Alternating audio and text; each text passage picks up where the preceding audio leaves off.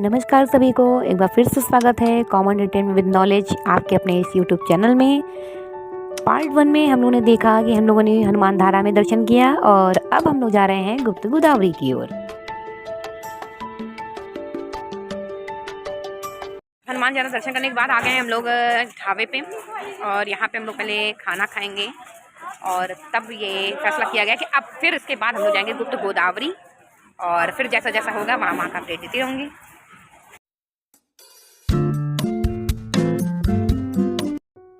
Ticket लेने के बाद हम लोग क्यू में लग गए और जैसा कि आप लोग देख रहे हैं कि यहाँ भीड़ बहुत ज़्यादा थी।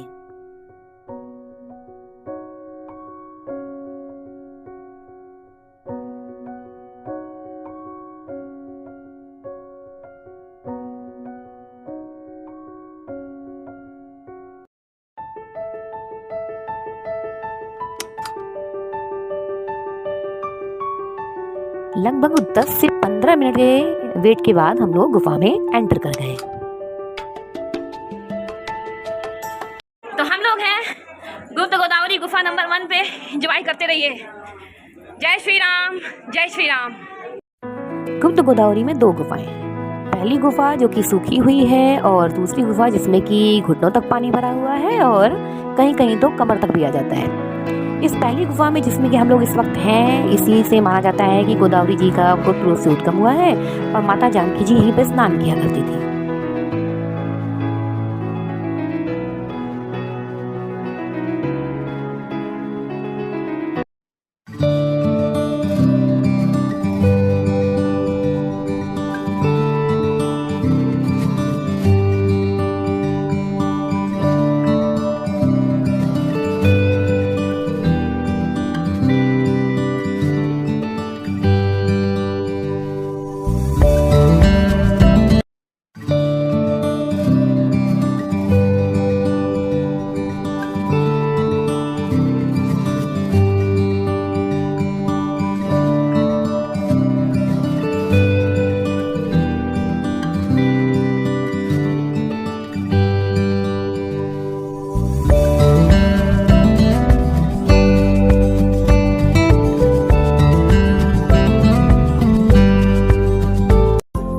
अब हम लोग एंटर कर रहे हैं उस गुफा में जो सबसे ज्यादा वेटिंग लिस्ट में था और जिसमें कि जल भरा रहता है।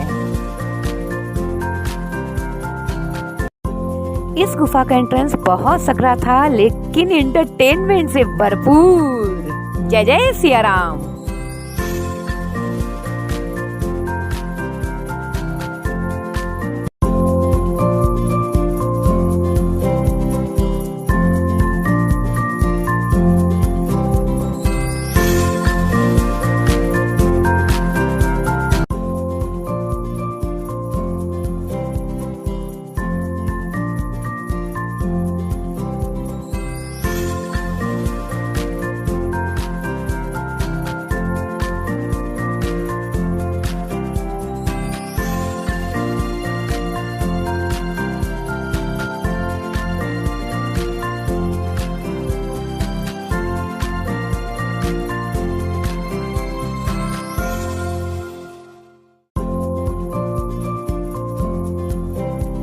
गुप्त गोदावरी जी के दर्शन और अद्भुत जिसको बोला जाता है ना इनक्रेडिबल, बस समझिए वही था।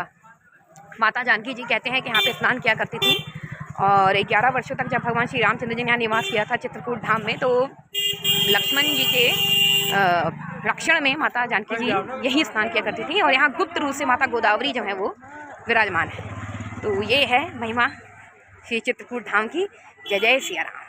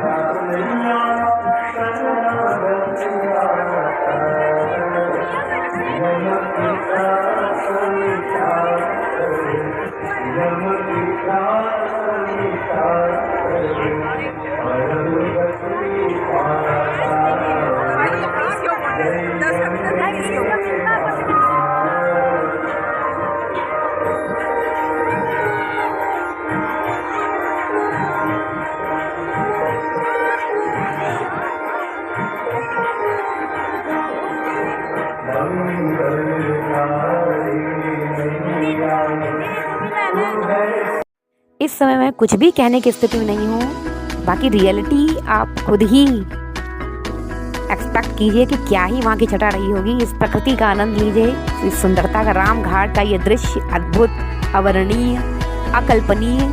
जय श्री राम घाट, जय श्री सिया राम।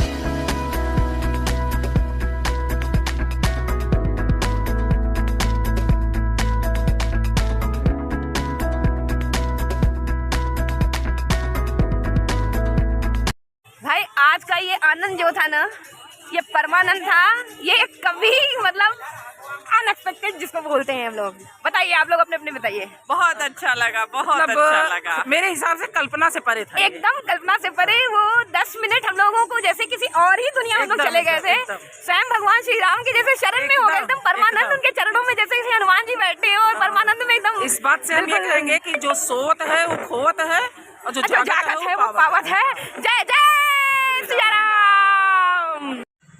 इस परमानंद को लेने के बाद अब हम लोग जा रहे हैं वनवासी श्री राम मंदिर।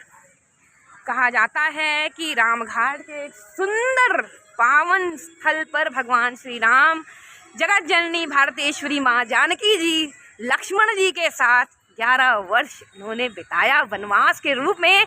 ऐसे मंदिर को मेरा शत शत प्रणाम। जय जय सिया राम। भगवान को जो 14 वर्ष का वनवास हुआ था, तो यहाँ 6 महीने भगवान के कपूर में निवास किया जी। तो यहाँ वनवासी रूप में दर्शन है जी। और माता सीता जी को सती और सिया जी ने श्रृंगार किया था। तो जो भी सिंपल यहाँ आई थी वनवास में, तो दिव्य आभूषण वस्त्र प्रदान किए। जब वो जैसा चाहती थी वैसे ऐसे वहाँ दिव्य वसन भूषण पहनाई। हाँ जी, वहाँ माता सीता जी का स्थान है जी। वहाँ उनके चरण पादुकाएं हैं। वहाँ जा करके जो हमारी बहनें मैरिड होती हैं जी जी जी, उनको अपने हाथ। जय जय श्री सरकार की। मारुततुल्य वेगं जितेन्द्रियं बुद्धिमतां वरिष्ठं वातात्मजं वानरयूथमुख्यं श्रीरामदूतं शरणं प्रपद्ये।